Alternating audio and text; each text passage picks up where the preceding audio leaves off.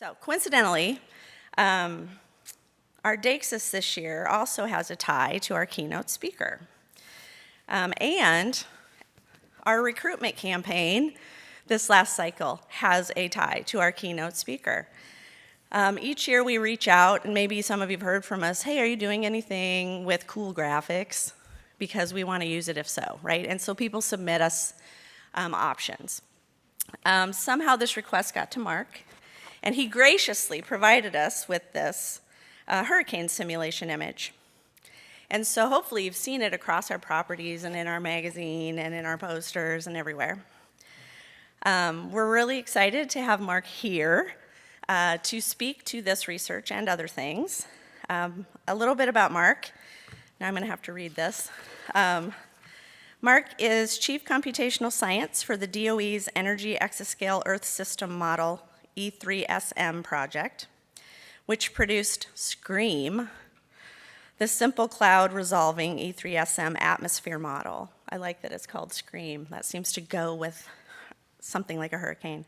A group of SCREAM computational scientists, including Mark, and DOE CSGF alumnus Matthew Norman, was awarded the inaugural 2023 Gordon Bell Prize for Climate Modeling. In 2014, Mark was also awarded the Secretary of Energy Achievement Award for his work unifying the Department of Energy's climate modeling research community, enabling the development of high-resolution, fully coupled climate systems simulations. Mark received his PhD from New York University's Krell Institute of Mathematical Sciences and joined Sandia National Laboratories in 2004 and has been there ever since. All right. Yay, a lab person. Let's go and welcome Mark. Okay. Yes, thank you for that introduction, and thanks for the opportunity to talk about our work here at CSGF, talk about the E3SM project. I also want to use this opportunity to recruit more CSGF fellows to the E3SM enterprise. We have, within E3SM, we have several key contributors who come from the CSGF program. And I've also had the pleasure the past couple years to work with two CSGF fellows who did their practicum at Sandia, working in E3SM, who are both here, Jason Torchinsky and Gabe Rios. And yesterday I met, I want to get her name, Courtney Schaefer in the poster session, also doing a CSGF practicum at Los Alamos on the E3SM project. And there's probably maybe even a couple others in the room. So if you're interested in climate modeling in your first year choosing your practicum and you want to get information from the fellow's perspective, feel free to, I'll encourage you to seek them out and ask for their opinions as well. So the E3SM project stands for Exascale Energy Earth System Model. Does owe a debt of gratitude to the CSGF program. So I'm going to talk a little bit about E3SM, an overview of the project, and then I'll talk mostly about SCREAM, our kind of next generation simple cloud resolving E3SM atmosphere model. Say a little bit about exascale computing, especially within DOE, and then our work porting SCREAM to run on exascale machines. So E3SM is a pretty big project for the Office of Science. It's about 60 FTEs, full-time equivalents, spread over 150 staff involving 8 DOE labs. So opportunities to work with E3SM through CSGF at most of the DOE laboratories. The development is driven by DOE Office of Science mission looking at energy and water issues about 40 years out in the future. And we also have a key computational goal. That's where most of my work is, and the focus of my talk is to ensure that E3SM, the Earth system, the whole system, runs well on DOE exascale computers. And we have, we're an open source, open development project. All the work is on GitHub. And we have a reasonably up-to-date website at e3sm.org.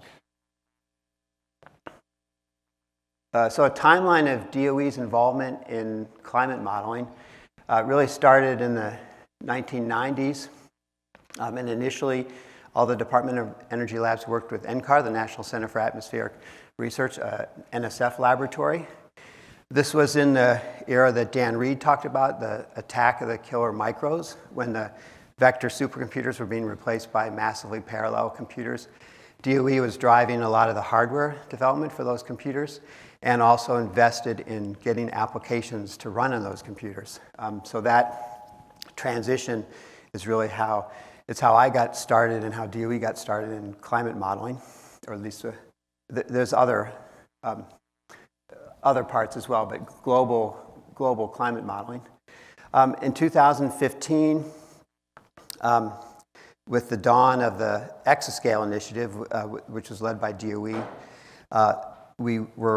it was viewed correctly, as it turned out, that this was going to be another kind of difficult transition to get codes from running a massively parallel conventional CPU-based computers to exascale computers.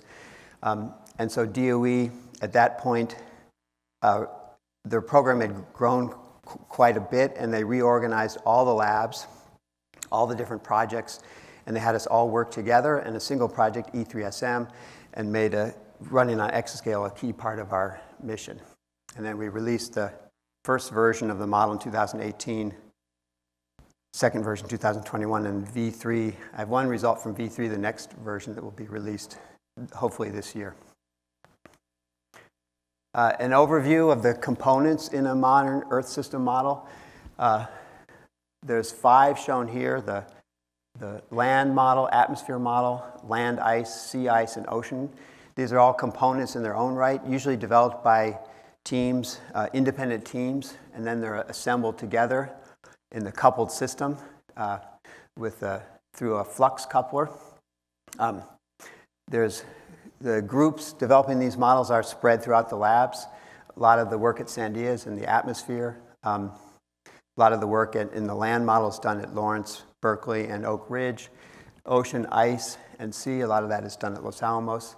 The atmosphere, much of the physics is done at PNNL and Lawrence Livermore. And I probably missed some contributions, but it's a very truly distributed project.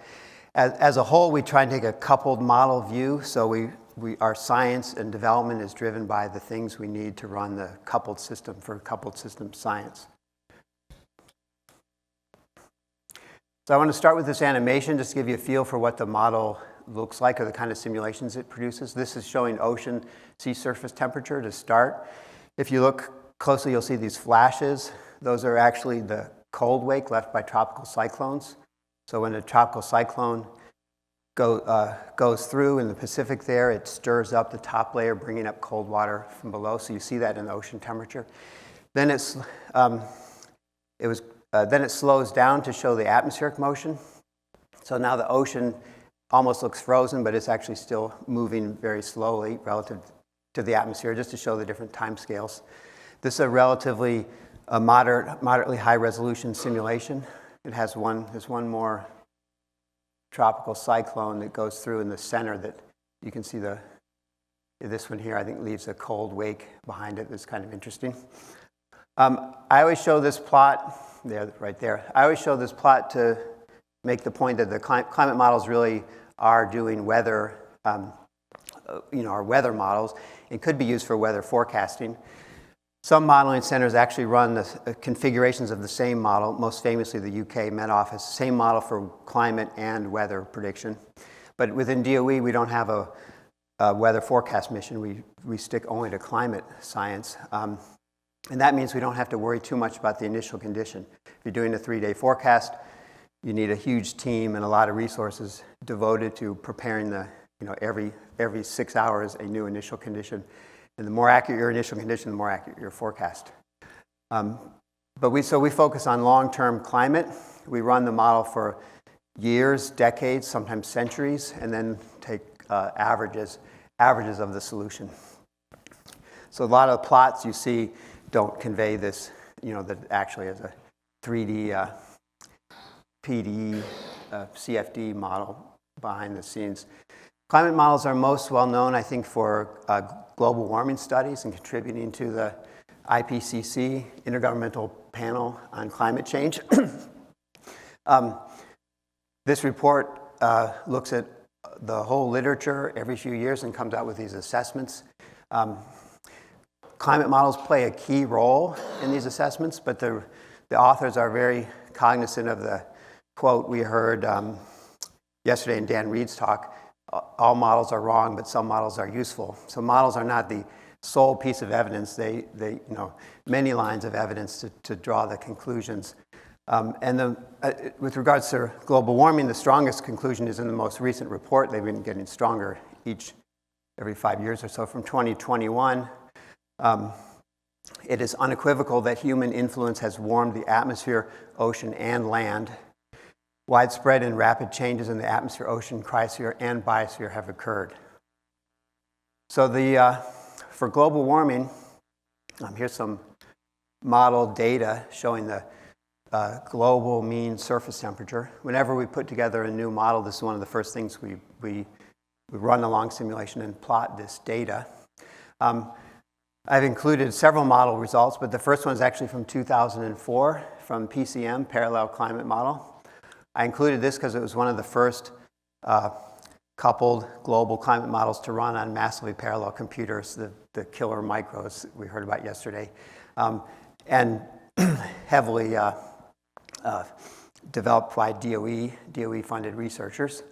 The plot here shows the black is the observations, the famous hockey stick graph where if this extended back further, the Earth was in a relative equilibrium for a long time, and then the sudden warming starting around the 1950s. In this model, they ran 2 configurations, and each one is an ensemble. So the black is the ensemble mean for the model, and then the blue and red shaded area is the ensemble variance, so an estimate of internal variability or crude uncertainty in the model projections. So they run the version of the model with no anthropogenic forcing. That means ramped up CO2. And then it stays in equilibrium, and you can run it.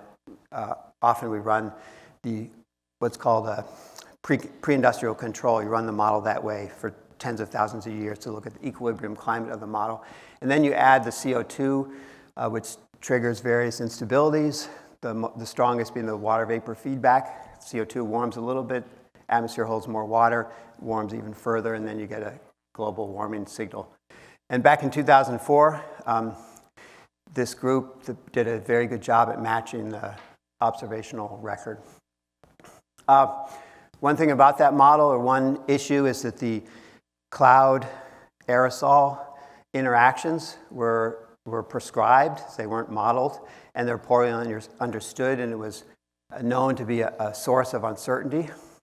So a lot of modern modeling centers, including E3SM, and today's models all have a lot of work to put in aerosols and do this cloud indirect effect or cloud aerosol interactions. And this is still a big active area of research within E3SM. But we did the first version of E3SM, V1 and V2, first time we put this effect in the model. And this occurred, it wasn't just E3SM, but several modeling centers all saw similar issues. Our best estimates of how this physics worked cooled too much with air pollution. So the air pollution in the 60s and 70s really created a lot of cooling that you see here, not matching the observational record. This is the V1 and V2 version of the model. And then, as worldwide, we cleaned up the air pollution in the 80s, and so that cooling goes away, and then the ramped up global warming, which is too strong in these models. A lot of work's been done to understand this better, and the V3 is doing an excellent job reproducing the satellite record, similar back to the 2004 model. That's the simulation is being run right now. It hasn't been released yet, but I believe this will be the final version. Okay, and one more just example of a typical climate output of the model. This is a 30-year average of precipitation.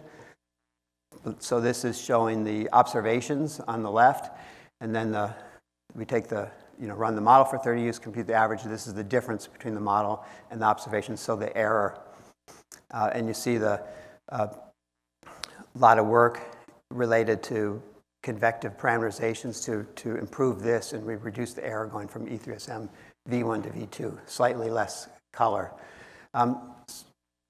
And several aspects listed here that were improved. A 15% reduction in RMSE. So that doesn't seem like a lot, but it does take a lot of work, a couple of years of work to get that 15% reduction. I think it's a testament to how good the models are right now and to make them even better. It's getting harder and harder to make them better. Okay, so now I'll turn to SCREAM, the simple cloud-resolving E3SM atmosphere model. Here's a cutaway of an typical atmospheric grid. The atmosphere, it's a 3D model. Atmosphere, of course, is a very thin shell over the surface of the Earth. This shows a cutaway of the grid. The atmosphere models, including SCREAM, are broken into two parts. The dynamical core that solves the CFD, the fluid dynamics equations, and then a set of column physics, so named because they act in these vertical columns shown in orange here. And the column physics are, they tie the column together, but each column is completely independent of the neighboring columns. So it's that aspect of the model is embarrassingly parallel, and they can be distributed to amongst all the processors on massively parallel systems. And the column physics does many of the things that are difficult to resolve, like microphysics, precipitation, radiative forcing, cloud physics, and things like that. So the computational mesh, when I started in this business, which was when we were running on vector computers and made this transition to parallel computers, all the models, both the production climate models and operational weather forecast models, were running on in the atmosphere a latitude-longitude grid. Very nice grid for numerical methods, structured, orthogonal, Cartesian. The one problem with it is the points cluster at the poles. That was referred to as the pole problem at the time. Lots of numerical methods to handle that, so it's not a numerical problem, but it was a problem on parallel computers because all these points clustered together created a bottleneck on parallel computers, and there was no really good solution to that. And so in the 2000s, almost all modeling centers moved away and went to these unstructured grids. And I have a couple examples here. The most common today are icosahedral or the cube sphere, and this depends on if your numerical method is designed for triangles or hexagons or the dual grid of this or quadrilaterals. One exception is the Canadian group. They run on this interesting yin-yang grid. It's a latitude-longitude grid, but cut like the seams on a baseball, and then rotated and stitched together so they avoid the pole problem. But in the US and Europe and Japan, the major models are now either icosahedral or cube sphere, and SCREAM, the one I'm talking about, is running on the cube sphere. So I don't know how visible this is, but this is so the atmosphere grid, the horizontal grid, most important point of that is the resolution or the grid spacing of those cells. And this shows topography in the western US. So this is the coast of the west coast, California here. And this is the topography, the Rocky Mountains at the 100-kilometer resolution, which is a typical grid run in today's climate models, like the contributions to the IPCC. And you can see the 100-kilometer blocks there. And then the high resolution, the 25-kilometer model is shown here. It looks a little bit more realistic. This is the video I showed at the beginning was from a 25-kilometer atmosphere model. And SCREAM is the name cloud resolving in the model. It means we're targeting 3 kilometers. And I'll say a little bit why that's cloud resolving in a minute. But here's the topography, and it really now looks like what you would expect or what you would see from a airplane or satellite image. So remarkable improvements in resolving topography, and of course the flow induced by that topography is you do a really good job at high resolution.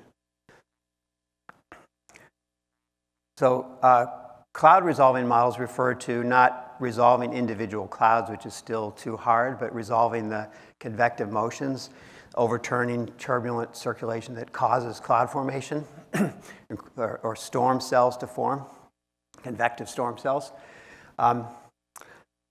And so to do that, you really need resolutions 4 kilometers or finer. This is not there's a lot of debate about this. A 3-kilometer model like SCREAM, some people would insist we call it a storm resolving model or cloud permitting model. And you might need 1 kilometer or even finer to be truly cloud resolving. But I'm going to use it in the general term. The key motivation for it is when you can get to these scales and start to resolve these processes, you get to drop one of these parameterizations, the convective parameterization, which is responsible for simulating that when you can't resolve it. And that's been long identified. That parameterization is difficult to do. A lot of research, but they're still not perfect. So it's long been identified as a key source of uncertainty in climate models. And getting rid of that then is the goal to go into cloud resolving. And we know from the regional weather forecast community that running cloud resolving models without these parameterizations does do a much better job at systematic errors in precipitation because it's now resolving the individual storms, convective storms, and fronts and all kinds of extreme event type weather. So SCREAM was our push to develop a cloud resolving version of E3SM. This is a schematic of the dynamical core that I talked about and the various physical parameterizations in the model. The S in SCREAM, which stands for simple, really refers to the fact that it's missing. It doesn't have a deep convection parameterization. So it's not that simple of a model, but it's slightly simpler than a traditional atmosphere model. And we are starting with it adds to the simplicity back to the prescribed aerosol implementation for the first version.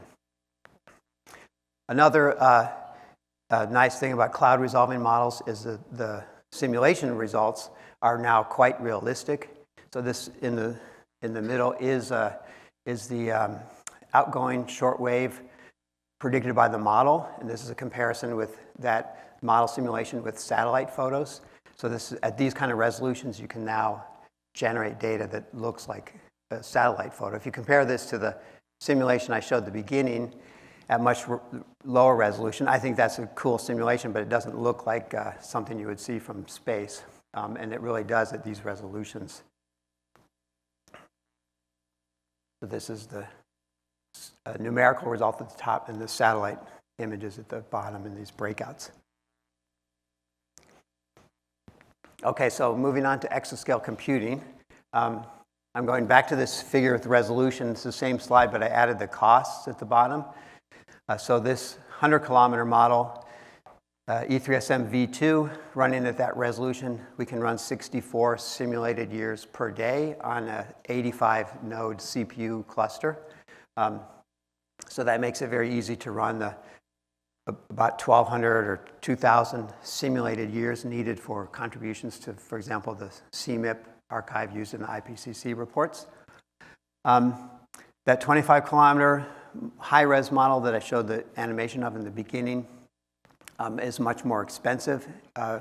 There's been very few full IPCC-style climate simulation campaigns done at that resolution. Just one group has done that right now, but probably more in the future. And then our 3-kilometer cloud resolving model, far more expensive than either of those. SCREAM can run at 1 simulated year per day on 32,000 GPUs. So it requires a much bigger system and essentially pushes you into exascale class computers if you want to get multi-year simulations done. So our mission when we started was Exascale in 2015, and we didn't know what that would look like, and there were many different designs. And we tried to hedge our bets and didn't commit to anything early on, but it soon became clear that exascale, at least in the US, means GPUs. This is a roadmap of going back to 2013, with E3SM development across the top and the main machines in the Office of Science complex at Oak Ridge, Argonne, and NERSC. And here we are in 2024 with Frontier, basically 38,000 GPUs. Aurora coming online hopefully this year, 64,000 Intel GPUs. And Perlmutter at NERSC, 6,000 GPUs. Perlmutter is the last large CPU-only system in the DOE complex. It does have 3,000 CPU nodes, but the CPUs are going away, and we have to run on GPUs these days. So our exascale strategy is really a GPU strategy. And so the SCREAM model was our first effort to write a new atmosphere model that can run on GPUs. Within the project, so that does require a lot of work, and there's various approaches, which I've tried to outline here. Within the project, we first started with the Fortran plus directives approach, OpenACC or OpenMP, because all the E3SM code before SCREAM is written in Fortran. Actually, all the numerical weather prediction and climate models operational today are still written in Fortran. And so this is very tempting. We spent a lot of time on this, but really we found I think the approach is sound, but the vendor support is quite lagging, and the technology is quite immature. I think it will eventually be a reasonable approach. The vendors will support it. It's just Fortran. It's just not their highest priority anymore. So we switched to C++. We took the opportunity to rewrite the model from scratch in C++, and we used a parallel array class called Cocos, a performance portability library to support multiple GPUs. Another very interesting approach is domain-specific languages, being followed by a lot of modeling centers. Also in their push to get to cloud resolving on these big systems. These are very quite interesting. The two here, GT for Pi and Grid Tools, allow you to write your code in Python, which is very nice and appealing, and then they're going to actually run the Python code, although very slowly, or compile it to GPU code, and then run on the GPU. And then interesting effort using Julia, a really nice language designed for writing mathematical expressions, and then they're developing the back end to run that on GPUs. And there's a big effort funded by the CLIMA, funded by the Schmidt Foundation, to write a Earth system model in Julia. The DSLs are, like I said, very promising, but I think not quite ready today, if you want to run today. And we didn't consider them more just because of experience within the DOE complex is more with C++ approach.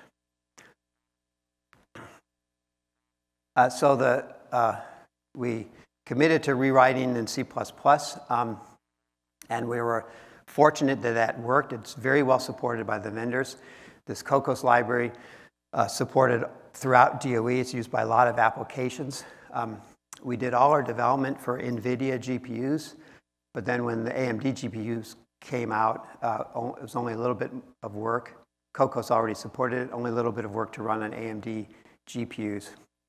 And that allowed us to do several of these firsts that we played up for our submission for the Gordon Bell Prize. There's a lot of cloud resolving models out there, but we're one of the first, not the only ones, to run on NVIDIA GPUs. But we were the first, because of this Cocos strategy, to be able to run on AMD GPUs, which requires a different programming model, low-level programming model. And that allowed us to get on Frontier, which is a giant AMD system. So we were ready when Frontier came online to run there. And then access to Frontier, the biggest system in the world at the time, allowed us to really get excellent throughput and break this kind of long-standing barrier of one simulated year per day. And this was in our submission to the Supercomputing Gordon Bell Prize. And as already mentioned, Matt Norman is a CSGF alumni who's on this team. Okay, just a little bit about Cocos. It's a C++, templated C++ library that provides an abstraction layer around the code that does on-node parallelism, doesn't do any of the MPI communication across node. We write our loops in Cocos, express how they should be parallelized, and then it does the parallelization and it writes the GPU code for those loops. I won't say too much about that, but I do want to say one slide here on the downside of C++, you could call it. The approach does make the code more complicated. Fortran is a very simple language, and the code is actually very clear and simple to read. Here's just one double loop, our original in Fortran in our C++ port of that, much more complicated. This is mostly, though, not due to the GPUs. It's due to we wanted to run on GPUs but also maintain good CPU performance. And CPU performance requires good vectorization. And Fortran compilers do an excellent job at automatic vectorization. And our experience to date is C++ compilers don't really vectorize very well. And to maintain competitive performance with Fortran, we basically put in these packs to vectorize every loop by hand when doing this development.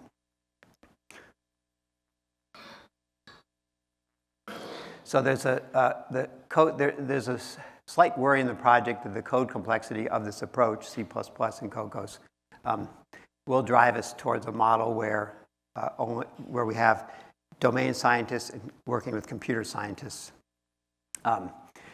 changing the code rather than domain scientists that can develop directly in the code. Okay, the next, how am I doing on? 15 minutes, okay. So I have a bunch of performance results I'll go through now. The first one is, because so much code is Fortran and the community is really tied to Fortran, if you switch to C++, you have to do a lot of work convincing people that it's as fast, it's competitive with Fortran. So that was one of the first things we did. And this is the Scream model performance of the new C++ code and the Fortran code. This is not running at cloud resolving resolution. It's running, we take the cloud resolving model and run it keep everything the same except the horizontal resolution, run it at much lower resolution. And we run it on GPUs and CPUs, and we run the Fortran code on CPUs because it can't run on GPUs. And then we plot here strong scaling. So this is how fast the model runs in simulated years per day as a function of the number of compute nodes. So at this resolution, as you add more and more nodes, you double the number of nodes, the model runs twice as fast. But you get to a point where you run out of grid points and you can't, the performance starts to roll off and you'll hit a peak. Focusing just on the C++ Fortran comparison, that's the blue and black curves here. And there's two architectures, IBM P9, the old CPU and the predecessor to Frontier at Oak Ridge. And on the IBM P9, the Fortran and C++ codes have basically identical performance. And then a more modern processor, the EPICs in the Perlmutter system at NERSC. The C++ code is slightly faster than the Fortran. There's no fundamental reason for that. I think that's just because the C++ code, we paid much more attention to vectorization, and the Fortran code just relied on the compiler to vectorize. So the Cocos approach on CPUs really does provide performance portable and competitive performance with Fortran. Then the next question is, how do these models been run for so long on CPUs? How much gain are we going to get out of doing all this work to port to GPUs? So to study that, it's always unclear to me how to do that comparison. So all the comparisons I'm going to show you, comparing CPUs and GPUs, is node to node. So one CPU node, which these days is almost always 2 sockets, two CPUs in one node versus one GPU node. And GPU nodes traditionally have 4 to 6 GPUs. So it's the node-to-node comparison, it's a little bit hard to normalize that. The GPU nodes cost a lot more. They use a lot more power. And so you can try and say, we'll do performance per watt, performance per cost. I tried to look up cost numbers, but that's today incredibly skewed because there's so much demand for GPUs. GPUs we could get a couple years ago for less than $10,000 are now about $50,000 each, the list price. I don't know what the centers, when they buy a node with 32,000 GPUs. So it's hard to get cost, the true cost. So we're not going to try and do that, but we'll do a little bit of just performance per watt measurements. So in Perlmutter, when you submit a job, and CSGF provides, I think all of you can get time at NERSC and run on Perlmutter. And any job you submit, after it runs, you can get the information on the power that it consumed while it was running. So when we run Scream at 3 kilometers on the GPU nodes, we use about 1,150 watts per node, and the CPU node 690 watts per node. So we have this crude estimate here. GPU nodes are about 1.7 times, use 1.7 times more power. So we want them to be at least, if they're 1.7 times faster than net, it's a break even. So here's going back to that low res configuration, and the red are the GPU curves. So only the C++ can run on the GPUs, and they are, when you have enough work, so not very many nodes, they're significantly faster. There's a large range, useful range, where you can run simulations 4 to 10 times faster on the GPU nodes, and thus more efficiently as well. For this low-res problem, where you really scale it out, the CPUs can actually almost catch up with the fastest GPUs. So if you really want to run inefficiently as fast as possible, the GPU benefit is smaller. For cloud resolving, though, there's so many grid points, and the machines are big, but they're not big enough that you can get to that end of scaling. So here's the same strong scaling at the cloud resolving model. This is now just the C++ code running on the Perlmutter CPU system, which only has 2,000 nodes, so its performance ends here, and then 3 GPU systems. And here we're still improving the speed of the model as we add more nodes, and the GPUs are substantially faster, about 6 times faster. The best GPUs, or about 3.5 times faster per watt. So a real benefit, not the factors of 10 or 100 you might expect from a GPU, but a significant speed up, significantly faster. And with, Dan Reed mentioned this, the slowdown in performance in CPUs. And if you wanted to get 6x faster on CPUs, you might be waiting 10, 15 years to see that because the speed up the performance improvements have really leveled off. Okay, this is my last slide on, I want to make some comments on machine learning for climate science, because I know a lot of you do that. I'm not involved too much in any machine learning efforts, but I think it's really interesting, and there's a lot of breakthroughs, in particular on the weather forecast side. Really remarkable success developing a machine-learned forecast model. This is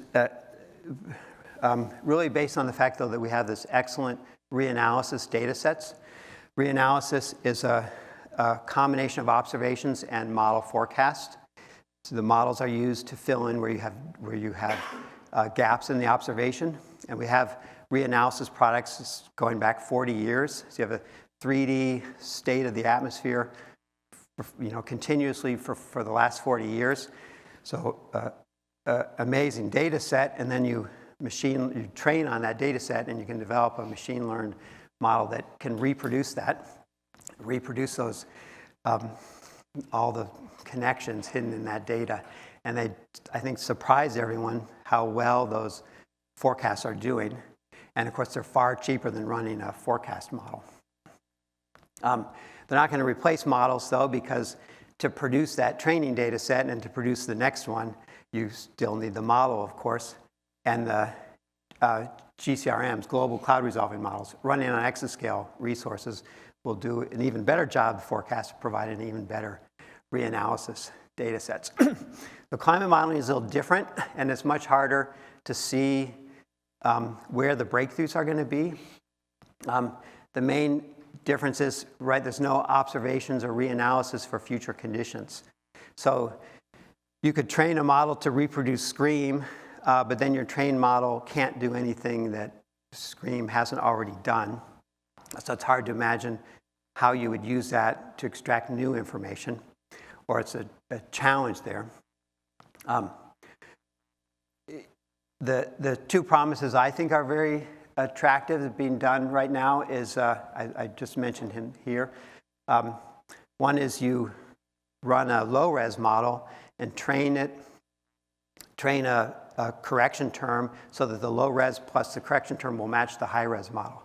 So you have the low-res model, it does as good a job as the high-res model, and then you can run it in future climate regimes where you're relying on the low-res model, not the, you have to assume the bias correction is kind of independent of the climate regime you're in.